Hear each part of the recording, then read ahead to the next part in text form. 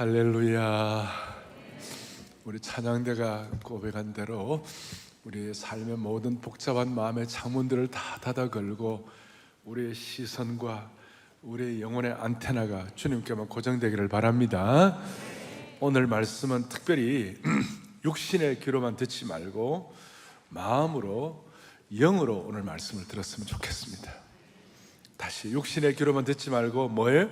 마음으로, 영으로, 영의 눈을 열어서 이런 말씀을 들었으면 좋겠습니다. 오늘 말씀의 제목은 세속화의 극복이 되겠습니다. 지난주에 제가 그 갈렙을 통하여 이제 그가 40세 때는 믿음 보고 1.0을 썼고 85세 45년이 지나서 믿음 보고 2.0을 해야 한다 말씀을 드렸고, 사랑의 교회가 올해가 45주년을 맞이하면서 믿음 보고 2.0을 해야 하는데 어떻게 하면 좋을까? 그 믿음 보고 2.0을 가로막는 제일 방해물이 뭘까? 장애물이 뭘까 생각하다가 오늘 이 말씀 세속화의 문제를 우리 앞에 놓고 이 문제를 좀 진지하게 다루어야 되겠다 그래서 생각을 해보았습니다. 우리가 어느 정도 세속화되어 있는지 우리가 한번 측정을 해보면 좋겠어요. 이 세속화되어 있는데 이쪽이 아주 순전하고 정결한 쪽이 1이라면, 아주 오염되고 세속화된 건 10이라면 우리는 어느 정도일까요? 2, 5, 8? 예. 어쩌면 좀 오히려 더 이렇게 정결한 분들일수록 더 내가 좀 오염되었다고 생각할지도 몰라요. 예. 이 무슨 뜻인지 알 사람만 알도다. 예. 인류 역사 가운데 지금 우리가 살고 있는 이 시기는 가장 부유하고 풍요롭게 살고 있습니다. 그러나 우리 주위에 보면 상상치 못할 일들이 많이 일어나고 있습니다. 가정이 완전히 파괴가 되고, 제가 말씀 안 드려도 너무나 타락한 문화들이 많이 있습니다. 특별히 우리 자녀들은 이 세속화에 그냥 프론트라인에 서 있어요. 그들이 배우는 역사, 그들의 교육, 그들의 문화, 그들의 디지털, 그들의 예술에 대한 모든 시각들 어마어마하게 세속화되는 거예요. 강력한 세속화에 찌들어져 있습니다. 말하기를 좋아하는 사람들은 한국 교회를 비판하는 가운데 신앙과 삶이 분리되어 있다, 뭐 그런 식으로 오래전부터 얘기하고 있습니다만은 우리 입장에서는 이 세속화의 문제는 이중성에 관한 것이에요. 뭐에 관한 것이라고요? 이중성. 오늘 본문에 보면 뒤집지 않는 전병이라는 말이 나오는데, 전이라는 것은 구울 전자고 병은 떡병자예요. 그러니까 구운 떡을 말하는 것인데 뒤집지 않았다, 이중적이다 이 말이죠. 마태복음 7장에 보면 22절에 주여 우리가 주의 이름으로 선지자 노릇하고 주의 이름으로 귀신도 쫓아내고 주의 이름으로 많은 권능도 행했다. 근데 23절에 그때 내가 그들에게 밝히 말해 내가 너희를 도무지 알지 못한다. 어떻게 보면 겉으로 볼 때는 신앙 좋고 저분은 참 괜찮은 사람이다 인정하지만 주님 보실 때는 아니야. 어떻게 보면 저희들 같은 경우, 또 사역자들인 경우 이런 말씀 들으면 막 가슴이 서늘해지는 거예요. 그러니까 사람 앞에 있을 때 하고 아무도 보지 않을 때, 하나님과 나와 독대할 때 나는 과연 어떤 종류의 사람인가? 이것이 이중성에 관한 문제라는 것입니다. 섬뜩한 것이죠. 겉으로는 말씀도 잘 아는 것 같고 대단한 것 같은데 실제로는 그렇지 않다. 신앙의 이중성을 주님은 질타하는 것입니다. 그러니까 이중성에 대한 극복이 세속화의 극복이라는 것이에요. 저는 국밥은 따로국밥을 좋아해요. 그런데 삶은 따로국밥 되면 안 된다 이 말이에요. 이중성이 되면 안 된다 이 말이에요. 교회 생활은 열심히 하는데 사회생활이나 생활 인격은 바뀌지 않는 사람이 있다고 칩시다. 그러니까 교회 생활과 사회 삶이 따로 논다, 이게 이중적이라는 것이죠. 이게 왜 이렇게 큰 문제가 되는가? 선대 오카노 목사님은 제자훈련에 대한 말씀을 할 때 이런 얘기를 하시는 거예요. 만일 이런 사람들이, 이중적인 사람들이, 겉으로 교회 생활 열심히 한다고 하는 사람들, 이런 사람들이, 또 삶은 따라오지 않는 사람들이, 만약에 이런 사람들이 제자훈련에 대한 과정을 마쳤다는 이유로 이 사람이 예수님의 제자가 되었다고 인정한다면 그것은 교회의 세속화를 촉진하는 화를 자초하는 것이다. 그리고 우리 그리스도인들은 사실 예수 믿지 않는 분들하고 좀 다르죠. 우리는 예수 믿지 않는 사람들은 그냥 도덕적인 본능이라든지 그 다음에 어떤 육신적인 본능 정도만 있죠. 우리는 영적인 본능이 새로운 자아가 생겼잖아요. 그러니까 우리에 있어서 그리스도인들의 다 이중성의 문제가 다 심각한 거예요. 오죽하면 바울 사도 같은 경우는 오호라 나는 곤고한 사람이로다. 이 사망의 몸에서 누가 나를 건져내랴. 우리에겐 다 이게 다 말은 못하지만 나름 이중적인 것이 다 있을 수 있는 거예요. 이거는 죄성을 가진 인간, 우리가 완전히 주님 앞에 도달하지 않을 때까지는 우리가 다 이런 약점들이 다 있기 때문에 이중성에 대한 것은 늘 영원한 과제라고 할 수 있는 것이에요. 근데 문제는 이런 이중성의 문제가 심각해질 때는 우리가 영적인 힘을 다 잃어버리는 거예요. 영적으로 약해지는 것이에요. 그러니까 믿음 복음을 할 수가 없는 것이죠. 왜 그리스도인은 세속화의 거친 파도에 맞서가지고 힘을 다하여 사력을 다하여 자신을 지켜야 하는가? 세속화를 신앙인의 힘을 잃게 하는 마치 삼손에게 있어서 힘의 근원인 머리카락을 자르는 행위와 같다고 말할 수 있습니다. 세속화는 그리스도인을 오합지졸로 만드는 삼손의 머리카락을 자른 가위와 같다고 말할 수 있습니다. 기독교인의 수가 아무리 많다고 하더라도 세속화되어 있다면 삶의 영역에서 영향을 끼치지 못하는 것입니다. 세속화에 물든 신앙인은 그리스도인의 향기를 뿜어내지도 못하고 그리스도인으로서 영향을 끼칠 수도 없는 것이에요. 우리는 들릴라의 그 여인의 가위에 자신의 머리카락을 맡긴 삼손을 보면서 참으로 어리석은 자라고 손가락질합니다마는 우리 세속화의 가위가 우리의 머리카락을 자른 것에 대해서는 너무나 무심한 분들이 많이 있다는 것이에요. 들릴라가 삼손의 머리를 잘라가지고 그래서 세계 최초의 미용사가 들릴라예요. 그런데 삼손이 자기의 영적인 힘이 나가는지도 몰랐어요. 어떻게 보면 삼손에서 세속화예요. 그것이. 오늘 본문은 하나님의 자녀가 세상과 동화되고 세속화될 때 어떤 위험이 일어나는가? 껍데기는 변화된 것 같은데 속이 변화되지 않으면 어떤 일이 일어날까? 예수 믿는 사람이 세속화되어 가지고 영적으로 병들거나 약해 보일 때 우리 주님이 얼마나 안타까워하실까 하는 내용들을 가지고 좀 살펴보도록 하겠어요. 첫 번째 생각할 것, 뒤집지 않는 전병과 보이지 않는 백발을 좀 말씀할 거예요. 오늘 이 말씀의 본문의 배경은 2700여 년 전에 살았던 호세아 선지자가 당대 이스라엘 사람들에게 이렇게 말씀을 하는 것인데 아주 그 시대 사람들도 오늘과 비슷했어요.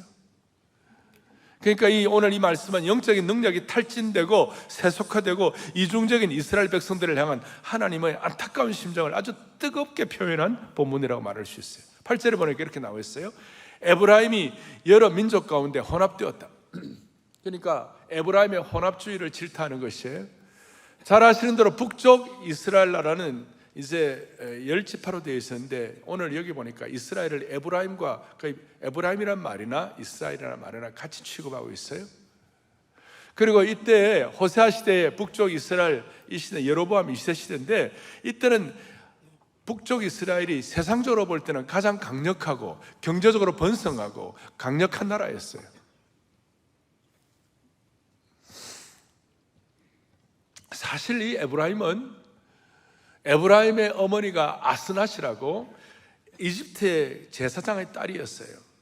그러니까 어떻게 보면 이집트의 어떤 그 문화가 있었던 사람인데 하나님의 특별한 은혜로 요셉과 결혼함으로 말미암아 에브라임이 나왔죠. 에브라임은 첫째 아들입니까? 둘째 아들입니까? 둘째 아들이죠. 므낫세와 에브라임인데 근데 하나님께서 야곱을 통하여 요셉 대신에 야곱을 통하여 에브라임과 므낫세를 야곱의 마치 손자를 아들처럼 양자처럼 삼았어요. 그러면 그것이 너무 감사해가지고 지사충성하고 한결같아야 되는데 그런 에브라임이 오늘 이 시기에 와서 무슨 일이 벌어졌는가? 이 북왕국 이스라엘이 정체성을 잃어버리고 세상과 섞여서 아주 혼합되어 가지고 세속화되고 혼잡이 되었어요. 근데 문제는 뭐냐? 깨닫지를 못하고 있었어요. 부끄러워하고 죄송해야 하는데 오히려 자신만만하고 교만했어요. 제 말씀이 아니에요? 10절에 보니까 뭐라고 나와 있냐? 이스라엘의 교만은 어디에 드러났다고요? 그 얼굴에 드러났다. 다시요, 북왕국 그 당시에 이스라엘은 가장 번영하고 강성하고 경제적으로 정치적으로 안정된 시기였어요. 그러니까 교만. 그런데 그 내면을 살펴보면 무슨 일이 벌어졌는가? 4절에 보니까, 앞에 4절에 보니까 그들은 다 뭐 하는 자다? 가늠한 자다. 가늠한 자다. 가늠하는 자다. 그리고 그 다음 말씀이 과자 만드는 자에 의하여 달궈진 화덕과 같도다. 이 화덕은 우리식으로 말하면 아궁이 같다고 말할 수 있어요. 그래서 달궈진 화덕, 달궈진 아궁이와 같다는데 이게 뭐냐면 늘 마음이 이렇게 달궈져 가지고 언제든지 영적인 간음을 저지를 준비가 되어 있었다는 것이 소위 혼합주의적인 것이고 세속화되는 것이고. 자, 다시 한번 뭐 같다? 달궈진 화덕과 같다. 달궈진 화덕이란 말은 히브리어로 돌아가면 습관적인 죄를 짓는 것을 의미하는 것이. 주일에 말씀 들을 때는 도전도 받는 것 같고 깨끗해지는 것 같은데 집에만 가면 똑같은 죄를 또 범하고 또 범하고 또 범하는 거예요.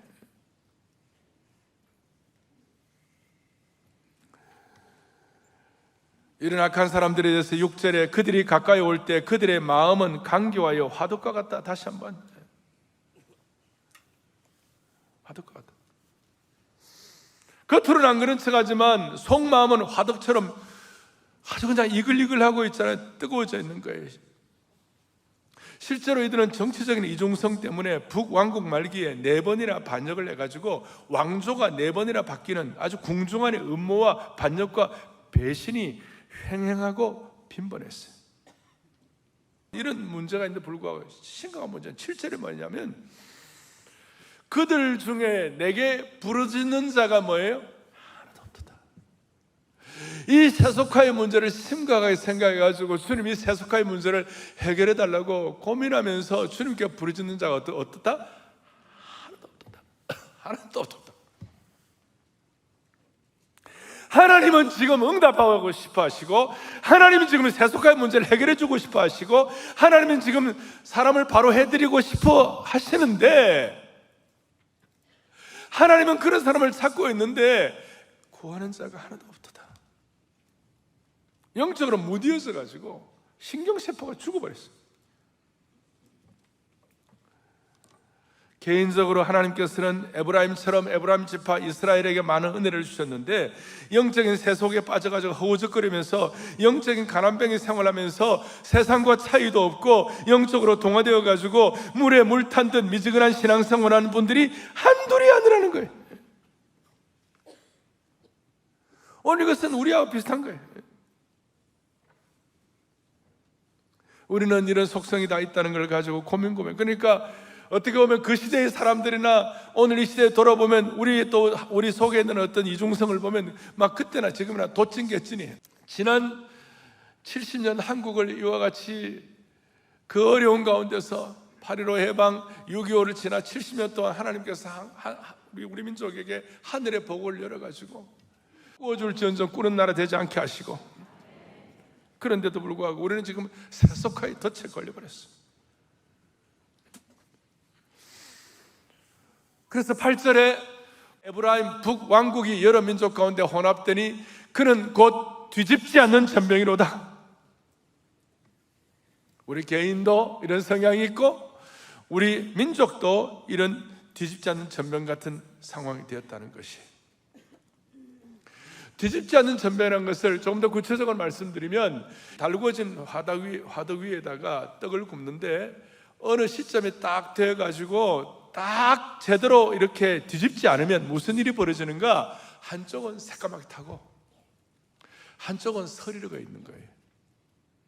그러니까 어떤 사람들은 무디어져 가지고 자기가 서리고 있는지도 모르고 뒤집지 않아 가지고 겉으로 볼 때는 다 제대로 익은 똑같지만 실제로 속 몸은 뒤집지 않으니까, 적절한 때 뒤집지 않으니까 설익은 떡이 되니까 이걸 보고 말하냐, 뒤집지 않는 전병이로다. 한쪽은 새까맣게 타고 한쪽은 설익게 되고, 요즘처럼 무슨 오븐이 있거나 마이크로웨이브가 있어가지고 전자레인지가 있는 것이 아니기 때문에 뒤집지 않으면 한쪽은 까맣고 한쪽은 설익고 이중적이 될 수밖에 없는 것이죠. 그러니까 이스라엘 민족도 그런 성향이 있다는 것이에요. 소위 반쪽짜리 숙성이라는 것입니다. 온전하지 못한 모습인 거예요. 성경에서 말하는, 야곱이 말한 대로 두 마음을 품자는, 이중적인 생활이죠. 예배할 때는 그럴듯한데 나가면 세상 사람과 똑같다는 것입니다. 공적 예배와 생활 예배가 완전히 이중적이라는 것입니다. 겉으로는 예수 믿는 사람 같은데 세상적으로는 그렇지 않다는 것이다. 정통을 부르짖으나 정통적인 신앙 행위가 따르지 않는 거예요. 그러니까 자연스럽게 이렇게 뒤집지 않은 전병이 되니까 무슨 일이 벌어요? 영적으로 약해져 버린 거예요. 내면이 실하지 않는 거예요. 그래서 9절에 이방인들이 그의 힘을 삼켰으니 알지 못하고, 백발이 무성할지라도 알지 못하는도다. 속 사람의 힘이 다 빠져가지고 백발이 되어가지고 백발이 무성할지라도 알지 못한다고 그랬어요. 백발이 얼룩얼룩해가지고 체력이 빠진 존재가 되었다, 그 뜻이에요. 겉으로는 백발이 무성한 것처럼 보이지만 체력이 빠져가요. 젊음의 신앙의 영적 패기가 사라지고 젖줄이 끊어진 아이처럼 얼굴이 노랗게 돼갖고 가시밭에 떨어진 씨앗같이 체력이 빠져서 메마르고 노래진 것입니다. 무뎌진 사람 됐다는 것입니다. 여러분, 무감각해지면 무슨 일이 벌어집니까? 신경이 죽으면 아프지도 않아요. 그러니까 영적으로 이 세속화되어 가지고 신경이 죽으니까 무뎌진 거예요. 여기서 받는 교훈은, 하나님의 자녀가 세상과 동화되어 뒤집지 않는 전병처럼 살면 속 사람이 힘을 잃고 영혼의 사람이 얼룩얼룩 백발같이 된다는 것입니다.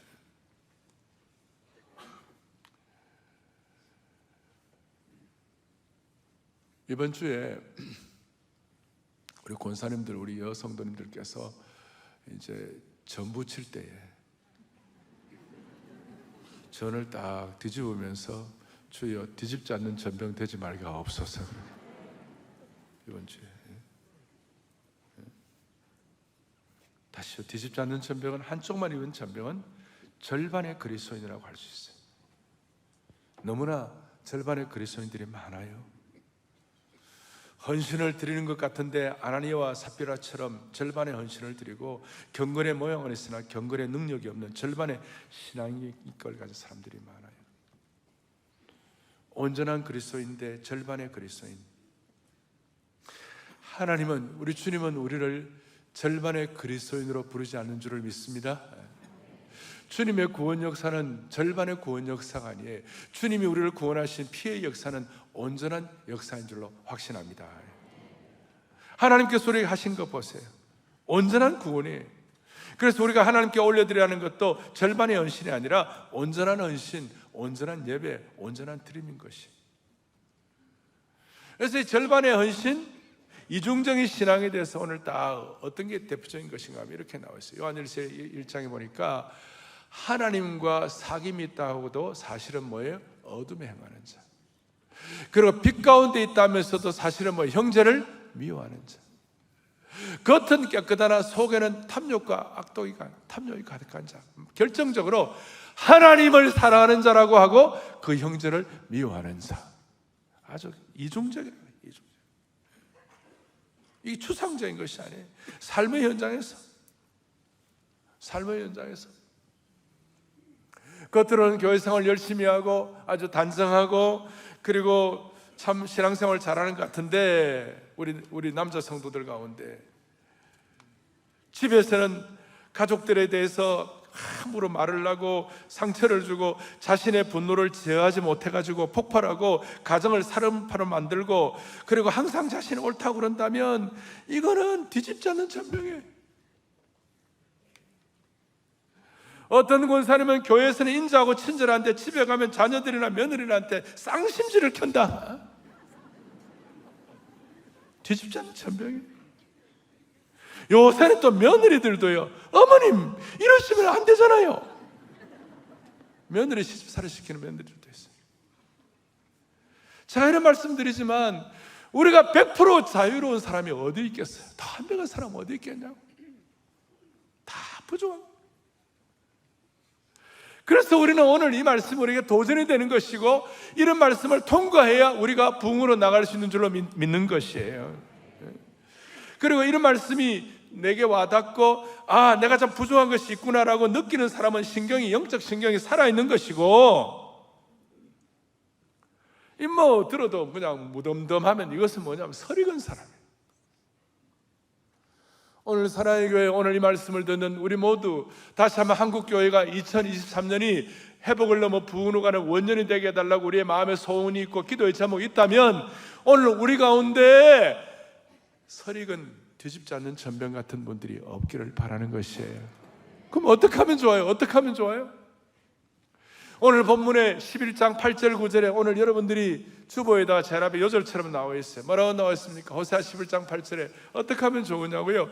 에브라임이여, 아까 말한 에브라임, 이스라엘 전체를 말하는 에브라임이여, 내가 어찌 너를 놓겠느냐? 이스라엘이여, 내가 어찌 너를 버리겠느냐? 내가 어찌 너를 아드마같이 놓겠느냐? 너 어찌 너를 스보임같이 두겠느냐? 내 마음이 내 속에서 돌이켜 나의 긍휼이 온전히 뭐하는 듯 다다다 불타는 듯하다. 주님의 안타까운 목자의 심정을 오늘 다시 한번 깨달아요. 이 이중성과 세속화에 대해서 제가 많은 예를 들었습니다만은 우리 다 하나씩은 다 여기에 관계되어 있을 거예요. 그런데 하나님, 우리 습관적으로 짓는 죄들도 다 있는데요, 하나님 아버지, 그렇다고 우리가 나가 떨어지면 안 되는 것이고 주님의 심정을 깨달아야 되는데, 내가 어찌 아드마와 같이, 내가 어찌 스보임과 같이 너를 놓겠느냐? 이 말은 뭡니까? 아드마와 스보임은 소돔과 고모라가 멸망할 때 같이 불타고 같이 멸망한 성들이에요. 어찌 너가 소돔과 고모라처럼 멸망하는 대로 내 그대로 둘 것인가? 그건 아니라는 것입니다. 오늘 우리 주님은 우리의 마음이, 우리가 이렇게 좀 부족하다고 해서, 우리가 연약하다고 해서 그냥 스스로 그냥 자책해가지고 나가 떨어진다거나, 그 다음에 주님은 우리를 그냥 꾸짖기만 하신다는 거나, 아니면 우리를 질타하기만 하신다는 거나, 우리를 찌르시고 우리를 상처 주신 것이 주님의 목표가 아니에요. 주님은 어떻게 하든지 우리가 정신 차리고 회복하기를 원하시는 것이에요. 어떻게 하든지. 베드로가 이 마음을 깨달았고, 베드로후서 3장에 보니까 너희를 다하여 오래 참으사 아무도 멸망치 않고 너희가 다 주님 앞에 회개하며 돌아오기를 원하시느니라. 신구약 시대 전체를 통틀어서 우리 주님은 오늘도 여전히 우리 모두가 다 뒤집지 않는 전병신세가 되어가지고 설익어가지고 식탁 위에 제대로 올라가지도 못하고 맛을 잃는 소금처럼 버려지게 되는 것, 주님이 안 원하신다는 것을 믿으시기를 바라는 것이, 오늘 영적인 센스와 분별력과 통찰력을 다시 회복하십시다. 그러면 어떻게 하면 우리가 주님의 안타까운 심정을 깨달을 수가 있을까요?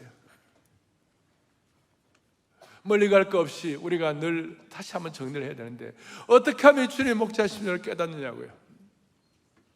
다른 거 없어요. 말씀의 거울에 우리를 규칙적으로 우리가 돌아봐야 하는 것이, 말씀의 거울을 갖고 자신을 살펴봐야 하는 것이.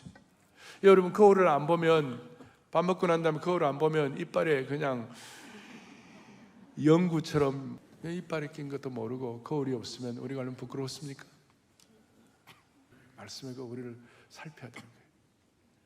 이렇게 말할 수 있어요. 지난 2주간 동안 여러분들이 큐티를 하든 주일 메시지를 듣든 성경 통독을 하든 아니면 훈련을 통해서 말씀과 접해가지고 지난 2주일 동안 한 번도 말씀을 통하여 도전받은 적이 없다. 그럼 우리가 마음이 둔해져 있는 거예요. 어떤 사람은 6개월이 가도 말씀을 통한 도전이 없다. 이거는 완전히 신경세포가 죽은 거예요. 하나님의 안타까운 심정은 말씀의 거울로만 우리 자신을 돌아볼 수가 있는 것이에요. 말씀의 거울 앞에 나를 비춰보면 나의 부족함을 알기 때문에 주님께 간절히 메어 달릴 수밖에 없죠.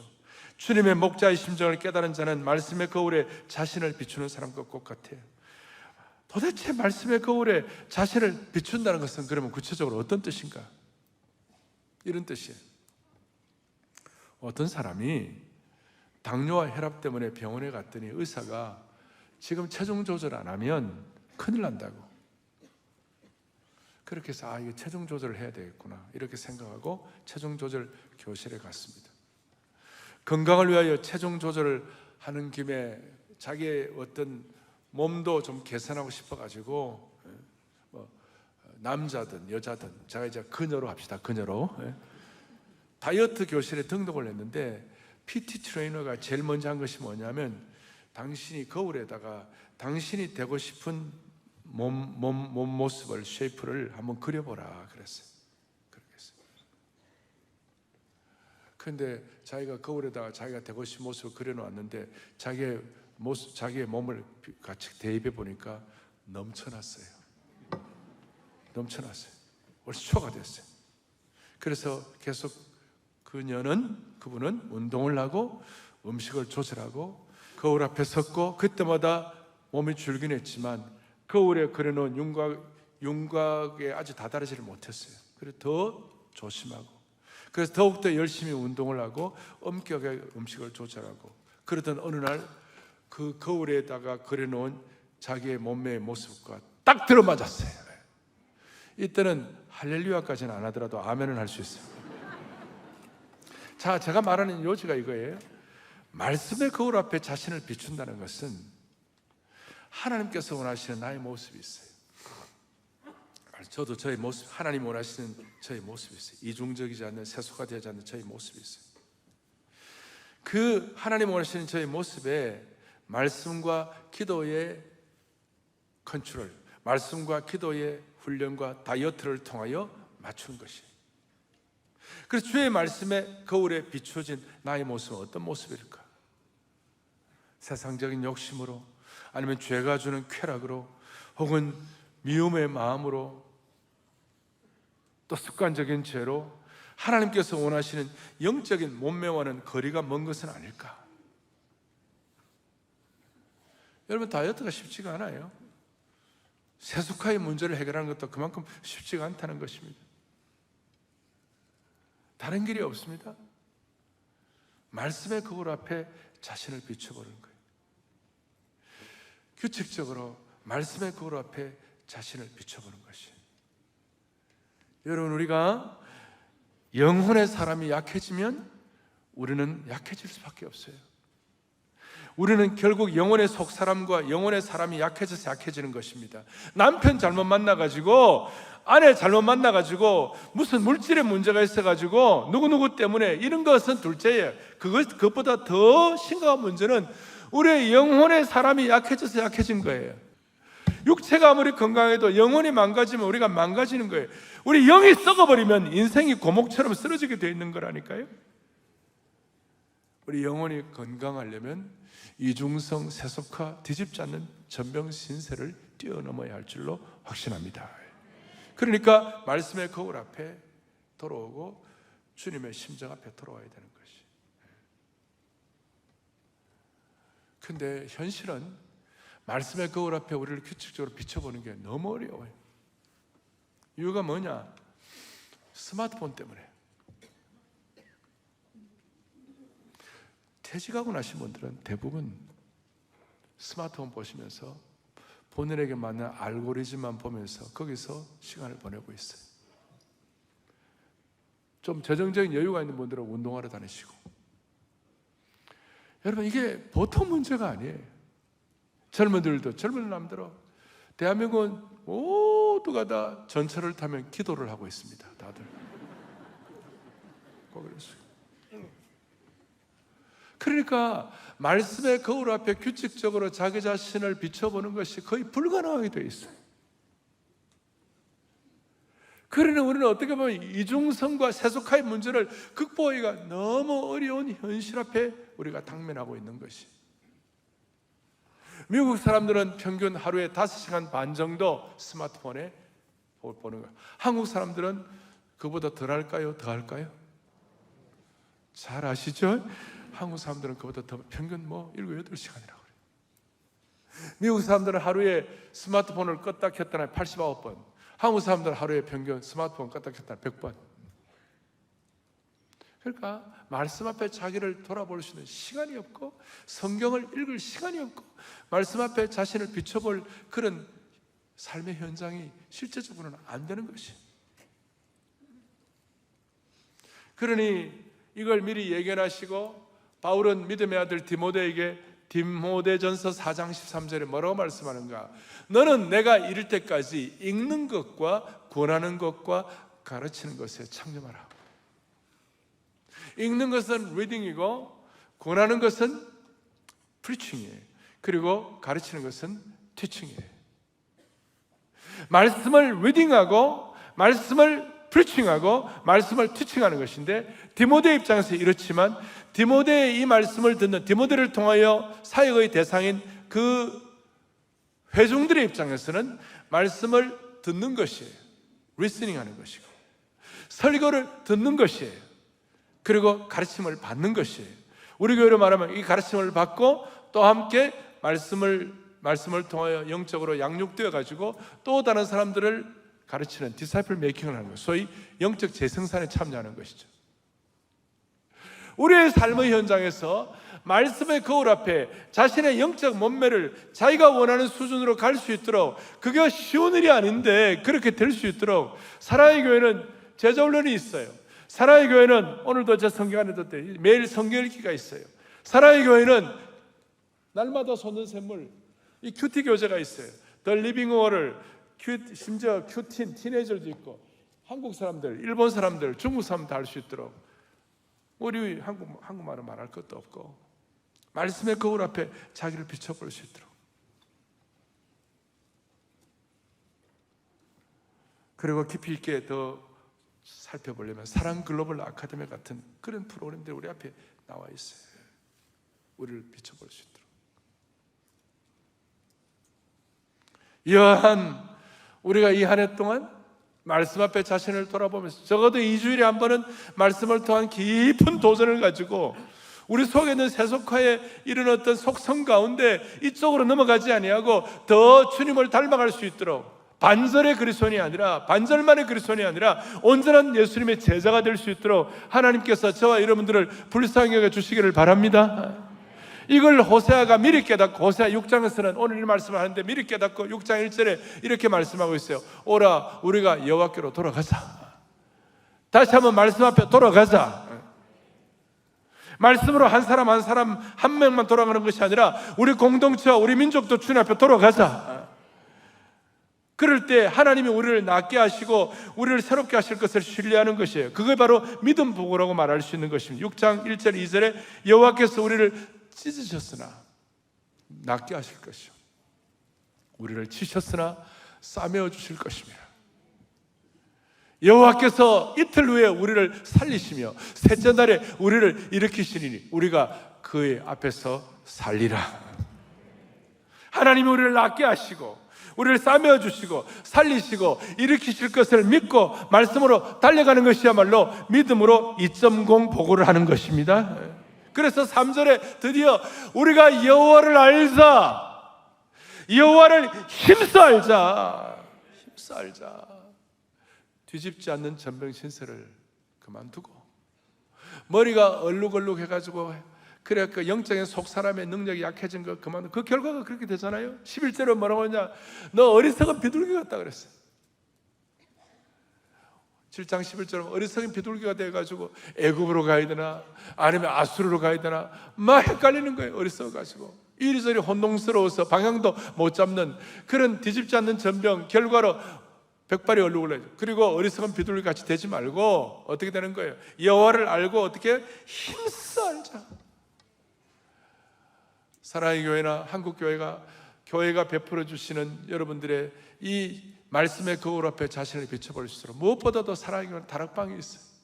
이제 2월 달부터 다락방을 오픈할 텐데 방학 지나고 말씀 앞에서 우리 자신을 돌이켜볼 때, 스가랴를 통해 자신을 돌이켜볼 때 하나님께서 우리의 세속화와 이중성을 방지해 주실 줄로 믿습니다. 제가 이 말씀 호세아서를 보면 제일 마음에 감동된 것 중에 하나 14장 8절이었어요. 뭐라고 나와 있는가? 다 같이 우리 크게 합독하겠습니다. 내가 그를 돌아보아 대답하기를 나는 푸른 산나무와 같으니 너가 나로 말미암아 열매를 얻으리라 하리라. 아멘. 우리 하나님이 푸른 잣나무면 하나님을 믿는 우리들도 다 푸른 잣나무가 될 수 있는 것이에요. 그런 푸른 잣나무가 되어가지고 세속화되지 않으면 하나님께서 우리에게 이 시대를 향하여 수많은 믿음의 열매를 맺도록 만들어 주시는 것입니다. 예수님의 제자의 열매를 맺도록 만들어 주시는 주님을 찬양하는 것이에요. 오늘 이 말씀 우리가 듣고 적용하여 말씀의 거울 앞에 우리 자신을 같이 한번 돌이켜 보십시다. 많은 사람들이 말씀의 거울 앞에 자신을 돌아보고 훈련받으라 그러면 시간이 없다고. 시간이 왜 없어요? 여러분, 먹는 데는 맛집에 가는 데는 빨리 가고, 여러분 무슨 주름 제거하는 데는 열심히 하시고 다 하시면 왜 말씀 앞에 자신을 돌아오는 이 중요한 일에 시간을 안 내시면 되겠냐고요. 아직도 한국 교회 내에 안타깝게도 교회 다니는 분들 가운데 뒤집지 않는 전병들이 너무 많아요. 뒤집지 않는 전병을 극복한 신실한 주의 종들, 여러분들을 통하여 우리 모두가 다 한 사람 한 사람은 한 겹줄이지만 우리가 이런 마음의 소원을 가지고 집중하는 분들은 2겹줄이 되고 3겹줄이 되고 5겹줄이 되어가지고 다시 한번 한국교회가 회복을 넘어 부흥으로 나갈 수 있도록 하나님 길을 열어주시기를 소망합니다. 사랑하는 형제자매 여러분, 오늘 세 번째 주일날 이 귀한 말씀을 같이 나누었습니다. 우리 속에는 모든 이중적인 것, 세속화된 것들, 습관적인 죄악들, 달구어진 화독들, 뒤집지 않는 전병들이 정리되는 축복을 우리 모두에게 허락해 주시기를 소망합니다. 자비로우신 아버지 하나님, 우리 가운데 아직까지도 세속화의 거친 파도 앞에 굴복해가지고 뒤집지 않는 전병처럼 어리석은 비둘기처럼 신음하고 있는 성도들이 있다면 말씀의 거울 앞에 자신을 비추어 돌아오게 하여 주옵소서. 그리하여 이 말씀의 능력으로 낫게 하여 주시옵시고 싸매어 주시고 살려주시고 일으켜 주옵소서. 이 시간 주님 앞에 마음에 무릎 꿇는 모든 성도들 푸른 잣나무처럼 풍성한 결실을 맺는 평생이 되게 해 주시기를 소망합니다. 우리 속에 있는 모든 세속화, 이런 것들을 탈세속화, 출세속화할 수 있는 믿음 보고서를 쓰는 저희의 삶이 되게 하여 주시기를 소망합니다. 거센 세속화의 바다 앞에서도 청청한 푸른 나무처럼 승리하는 은혜가 있게 하여 주시옵소서. 우리 주 예수 그리스도의 이름 받들어 간절히 기도 올리옵나이다. 아멘.